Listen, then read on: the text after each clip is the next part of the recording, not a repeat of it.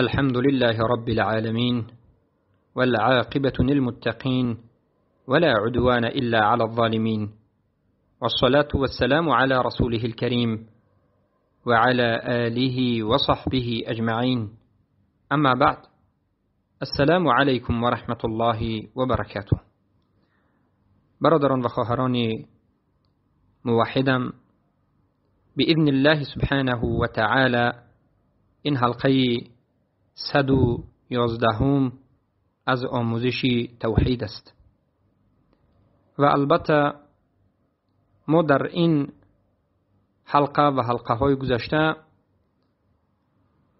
شاید این 13مین حلقه از بیان و توضیحات و شرح تفصیلات عبادت باشد. چرا عبادت را در باب توحید الوهیت گرفتیم؟ زیرا که الوهیت این عبادت است. توحید الوهیت یعنی توحید عبادت، یعنی عبادت را تنها و یکتا به الله رب العزت و الجلال انجام دادن است.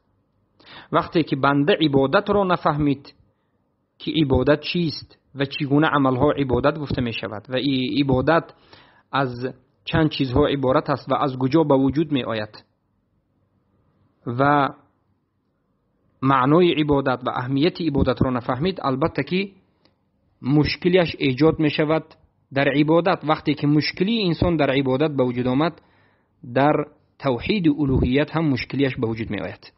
از همین جهت است که ما در موضوع توحید الوهیت عبادت را به شما شرح دادیم، زیرا که توحید الوهیت یعنی توحید عبادت را تنها به الله رب العزت و الجلال انجام دادن است.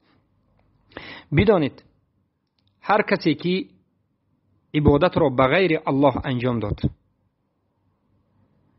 و مشرک شد، همه عملهای او نابود می شود، عملهای او باطل می شود، فاسد می شود و همه عملهای نیکی کردش بیهوده است.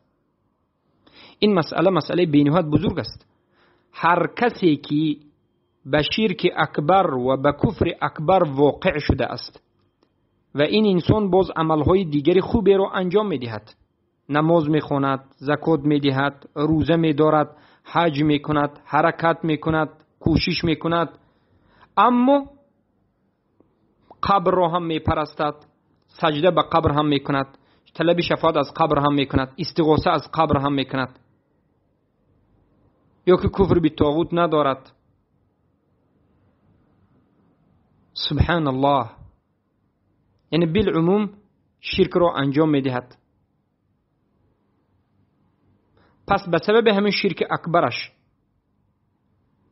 تمام عملهایش نابود می شود. شرک اکبر را دیده و دانسته انجام داد یا که نفهمیده انجام داد، فرقی ندارد. البته که امروز انسانی که در بین مسلمان می گردد نمی تواند در بین مسلمان ها بگردد و بگوید که من نفهمیدم، چرا که الحمدلله در بین مسلمان ها قرآن به تمام زبان ترجمه، نه فقط ترجمه، حتی تفسیرش هم وجود دارد. وقتی که قرآن در بین مردم هست، وقتی که دین در بین مردم هست، یک انسان به شرک اکبر واقع می شود، سبحان الله هیچ عذری ندارد. اگر به همین شرکش بمیرد به او حجت رسیده است، جهنمی می شود. پس همه عملهای کرده نیکی او به او فایده نمی آورد.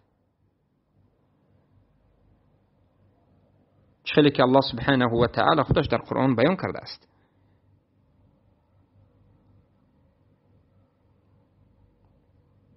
پس اما کسی که در کوه زندگی کرد، در یک مکان زندگی کرد که به نزد او قرآن نرسیده است، یا قرآن هست به زبان عربی اما او عربی را نمی فهمد، عالم وجود ندارد، علاج برای پیوست شدن به یگان عالم سوال کردن وجود ندارد، اصلا در حقیقت در یک جهل هست که علاج خلاصی از این جهل نیست، یا نو به اسلام داخل شد یا که در بین کفار نشأت یافت، بزرگ شد و یک عبادت را به غیر الله انجام داد، فکر کرد که این عبادت است، فکر کرد که در حقیقت این عبادت الله است، یا فکر کرد که این مخالفت هیچ به قرآن و سنت و به دین الله ندارد. در این حالت هم نفهمید در حقیقت علاجش نبود، این چنین انسان به شرک واقع شد، شرک اکبر را انجام داد. ما میگیم که این انسان اسم شرک رو میگیرد. هر کسی که به شرک واقع شد، هر کسی که عبادت رو به غیر الله انجام داد و به شرک اکبر واقع شد، اگرچه ندانست و اگرچه فکر کرد که این عملش خوب است، لیکن این گمراه شده و حکمش، یعنی بگیم اسمش مشرک است. اسم رو میدهیم، میگیم این مشرک است. در این دنیا به این معامله کفر کرده می شود، اما خونش و مالش حرام است و در روز قیامت این انسان امتحان کرده می شود. مشرک جاهل و مشرک غیر جاهل از همدیگر همین خیلی فرق دارد. مشرکی که در این دنیا جاهل نیست، در این دنیا هم عذاب داده می شود و در روز قیامت هم جهنم ابدالابدی برای او هست، برای اون که این دید، دانست، فهمید، حجت رسیده بود به این مشرک. اما مشرکی که جاهل است و جهلش جهل حقیقی شرعی هست، غیر متمکن از این جهلش علاج خلاصی ندارد، این انسان در این دنیا حکم بگیم نامش مشرک است، اسمش مشرک است، اما تکفیر معذب، تکفیری که بگیم بربالش خونش حلال بشود، مالش حلال بشود و این رو جهنمی بگیم، نه، این چنین نیست، بلکه این مشرک است اما خون مالش حرام است و در روز قیامت امتحان می شود. و این البته که به اجماع علما است.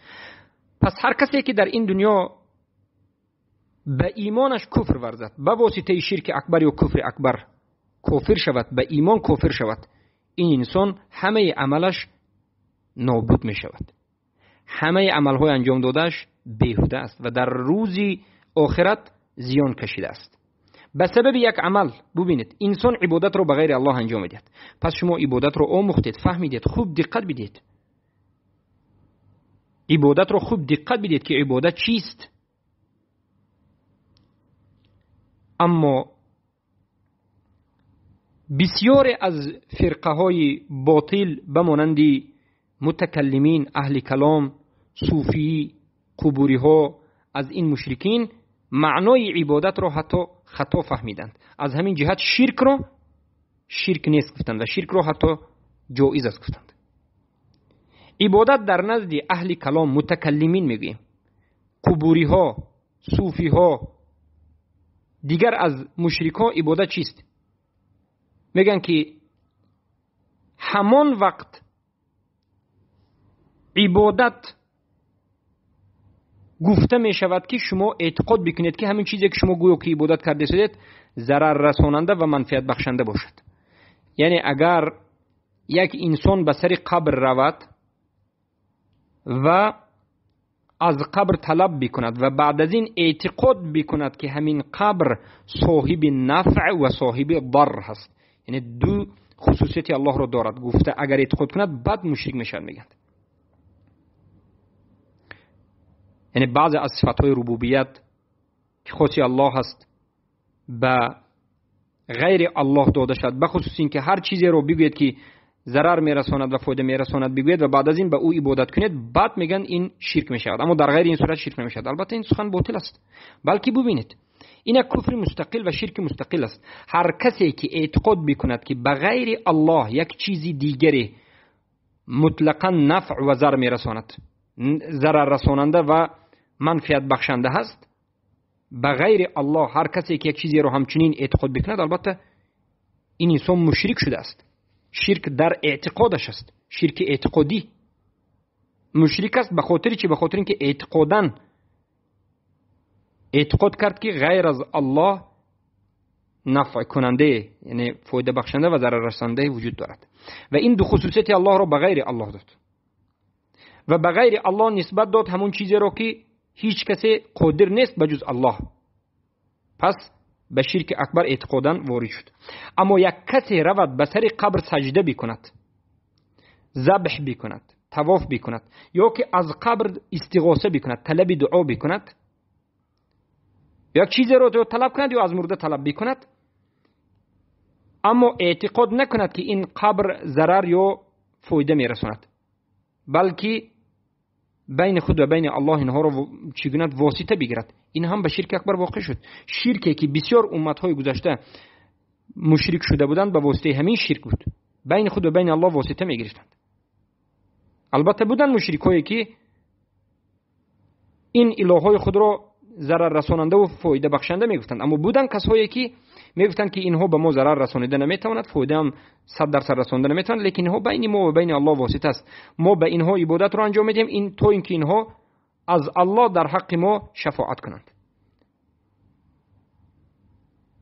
الله المستعان. این شرک است. از همین جد امروز صوفی ها میگن که ما پیامبر را عبادت نمیکنیم، ما اولیاء ها را عبادت نمیکنیم، یعنی ما نمیگویم که اینها به ما فایده 100% میرسونند، ضرر میرسونند. نه، ما این خیلی نمیگیم. الله فایده رسوننده، الله النفع و الضر این خاص الله هست میگن. اما میگن ما از پیامبر طلب میکنیم پیامبر را شفاعت کننده خود میگیریم تا که پیامبر در نزد الله رود ما را شفاعت بکند. ما به پیامبر عبادت میکنیم، از پیامبر طلب میکنیم، پیامبر از الله به ما طلب میکند. البته که این شرک اکبر است. از همین جهت این فرقه های باطل، متکلمین، صوفی های قبوری چیکار کردند؟ دعایی که استغاثه هست، دعا یعنی یک طلب کردن، کمک طلب کردن، یک چیزی دیگر رو طلب کردن رو که این عبادت است، گفتند که این عبادت نیست. عبادت گفتند فقط سجده و نماز است. گفتند در نزد صوفی های قبوری متکلمین عبادت چیست؟ سجده، نماز خواندن، این عبادت است. اما طلب کردن چی؟ طلب کمک، یعنی به سر قبر روید و بگوید که به من شفا بده، به من کمک بکن، منو شفاعت بکن، در حق من از الله دعا بکن که الله به من فرزند بدهد. همچنین عملها رو انجام میدهد. آیا مشرک میشد؟ نمیشد. از نظر قرآن و سنت، اجماع سلف این امت و از نظر اهل سنت در جماعت که پیروی قرآن و سنت به فهم سلف امت میکنند، این انسان مشرک است و به شرک اکبر واقع شد. اما از نظر قبوری ها، صوفی های قبوری، از نظر متکلمین این شرک را انجام نداد، این مشرک نیست. ببینید که از بزرگان علمای اینها کیران الفاسی میگوید که العبادة شرعا غایة التذلل والخضوع لمن يعتقدون له الخاضع بعض صفات الربوبیه. یعنی عبادت از نظر شریعت میگوید یعنی غایت خوری و زاری و خضوع و یعنی خودتون رو خور و ذلیل و یعنی شکسته حس کردن به همون کسی که اعتقادش میکنید، یعنی الهش میدانید و بعضی از صفاتهای ربوبیت رو دادن. پس در نزد اینها طلب دعا عبادت نیست. سبحان الله. یا که دیگرش میگه القضائی فی البراهین که العبادة لا يدخل فيها شيء من التوسل والاستغاثة والدعاء بمعنى النداء میگه اذا كان لمن لا يعتقد ربه فليس من العبادة. یعنی به عبادت میگه توسل و استغاثه که به معنای دعا است، به معنای ندا است، هیچ داخل نمیشه. یعنی طلب کردن از یک کسی، از مرده، از اولیاء یا انبیا از کسی نباشد. استغاثه کردن میگه ندا کرده یا این میگه عبادت گفته نمیشه. میگه سبحان الله. البته که از همین جهت است که اینها میروند غیر الله را عبادت میکنند. مشکلی فرقه های قبوری این است که اینها معنای عبادت را نفهمیدند. بارک الله فیکم. اما وقتی که انسان معنای عبادت را حقیقی میفهمد، میداند که قرآن و سنت بیان کرده است که عبادت همه آن چیزهایی هست که الله دوست می‌دارد و از انجام دادن او راضی است، خواه عملی قلبی باشد، خواه عملی ظاهری جسمی باشد. و کسی که عبادت را خوب میفهمد میداند که حتی در بعض حالتها عادت یک مباحی که از عادت هست مباح هست، از مباح هست، چیزهایی که مباح هست، به مانندی خواب رفتن، به مانندی طعام خوردن، اینها چیزهایی چی است؟ مباحات است که الله برای انسان مباح قرار داده، یعنی جایز است، نه عبادت گفته می شود، نه یک چیزی گناه و معصیت گفته می شود، بلکه این چیز جایز است، مباح است. اما انمین عادت و انمین بگیم چیزهای بعضی از مباحات به سبب نیت انسان به عبادت تبدیل می یابد. سبحان الله.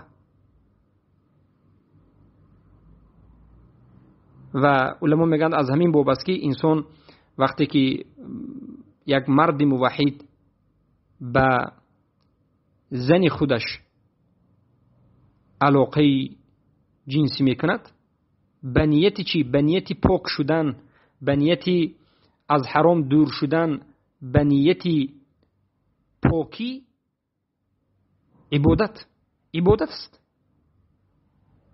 سبحان الله. پس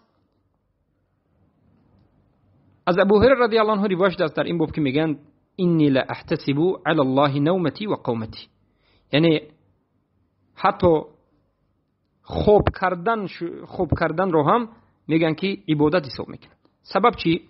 برای اینکه خوب میکند انسان، اگر انسان خوب بکند به نیتی قوت گرفتن که عبادت رو بعد از این انجام بدهد. مثال میاریم به نیت مثلا مباحات چگونه به عبادت تبدیل می‌یابد. یک انسان طعام میخورد و طعامش را به نیتی به قوت شدن میخورد، یعنی طعام میخورد، نیت میکند که من طعام میخورم به خاطر اینکه به قوت بشوم و علم بیاموزم، قوی بشوم، عبادت بکنم، قوی بشوم، در راه الله جهاد بکنم، یعنی طعام را به خاطر عمل خورده است. همین خوردن طعامش، تناول کردن طعامش عبادت است. الله اکبر، الله اکبر. پس برادران و خواهران عزیزم، انسان باید همه عبادتش را به الله رب العزت و الجلال سبحانه و تعالی انجام بدهد و بعد از این حتی عملهای مباحی که انجام میدهد به نیت این انجام بدهد که بعد از این چی میکند؟ عبادت را به الله رب العزت و الجلال انجام میدهد. اما بدانید که عبادت، تمام عبادت هایی که در شریعت اسلام هست، مبناش یعنی اصلش این توقیفی هست. توقیفی به این معنی که ما باید هر عبادتی رو که انجام میدیم باید در شریعت اصل داشته باشد، یعنی حجت باید وجود داشته باشد. عبادتی رو از پیش خودمون نباید انجام بدیم، از پیش خودمون نباید یک چیزی رو پیدا بکنیم و بسازیم و تأسیس بدهیم، بلکه ما وظیفه دار شدیم از جانب الله و رسولش که هر عملی که از عبادت انجام میدیم باید دلیل داشته باشیم.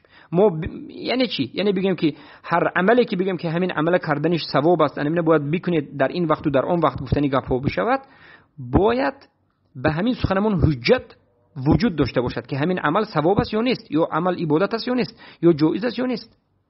از همین جهت ما میگیم مثلا نماز خوندن عبادت است، الله و رسولش بیان کرده است. روزه داشتن عبادت است، الله و رسولش بیان کرده است. زکات دادن عبادت است، الله و رسولش بیان کرده است. حج کردن، عمره کردن عبادت است، الله و رسولش بیان کرده است. و صدقه کردن و احترام پدر و مادر و دیگر از نمود عبادت هایی که وجود دارد. این چیست؟ عبادت است. به خاطر چی؟ چرا عبادت است؟ برای آن که الله و رسولش به ما خبر داده است. اما بدعت چیست؟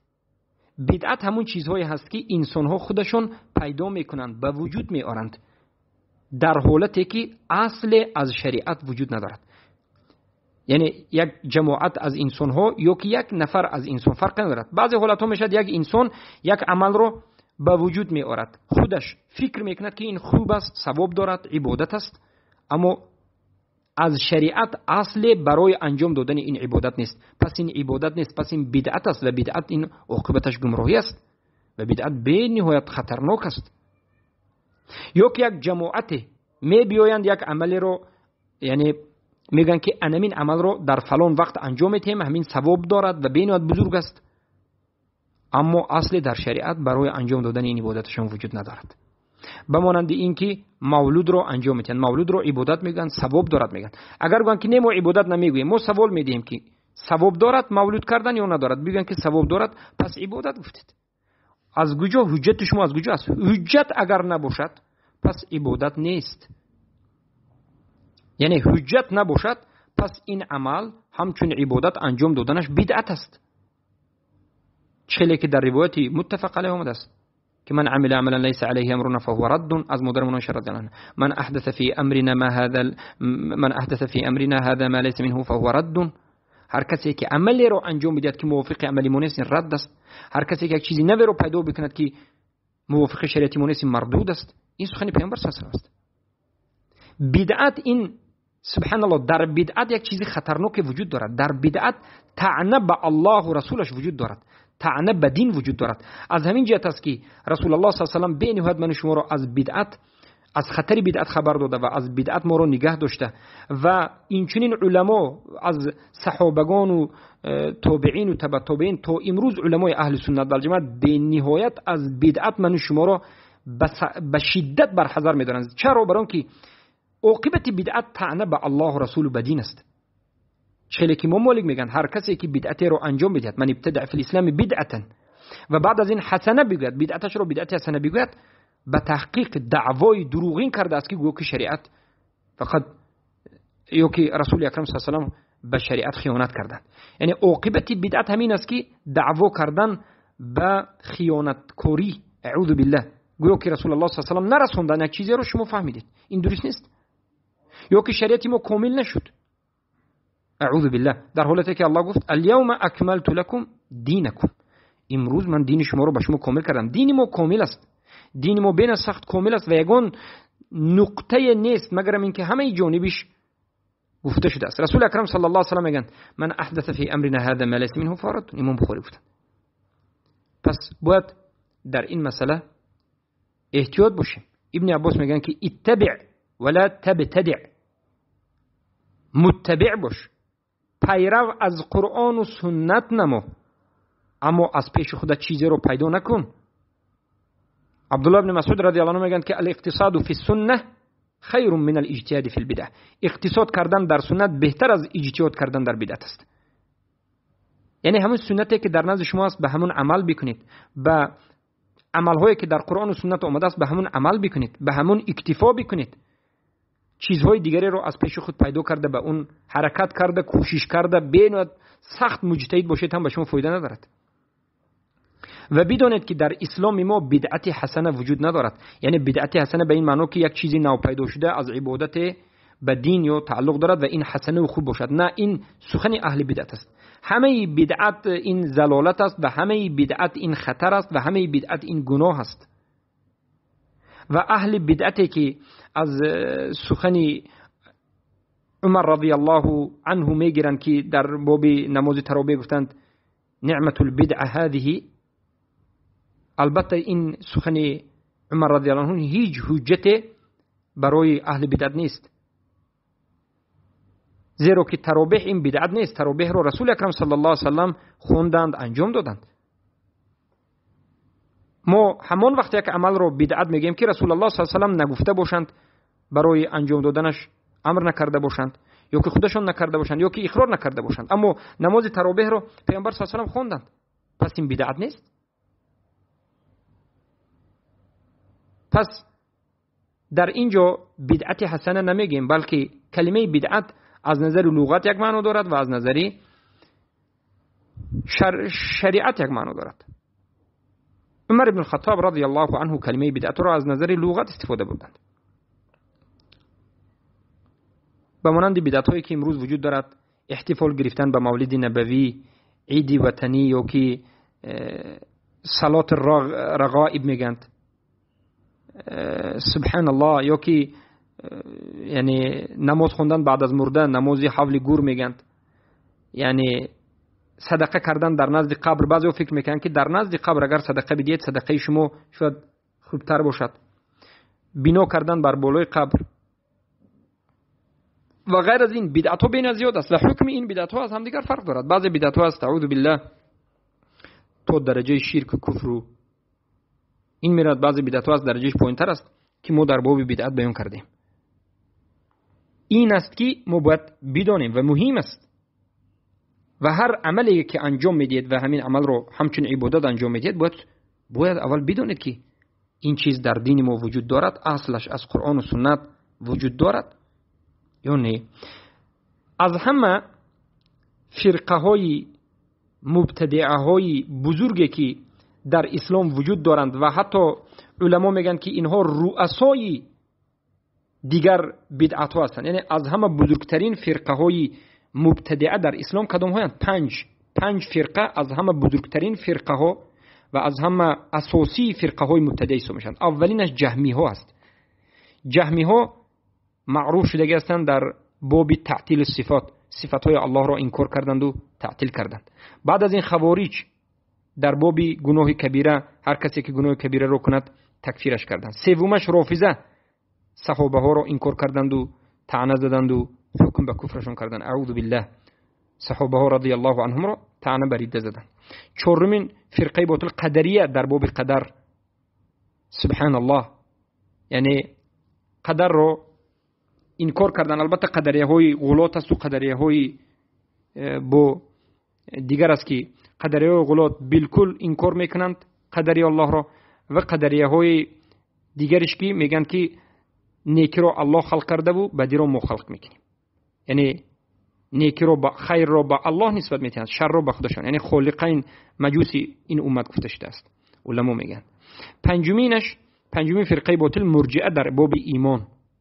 پس ببینید جهمی ها، خوارج ها، رافضه ها، قدریه و مرجئه، اینها پنج یعنی اساسی تمامی اهل بدعت همین پنج فرقه است.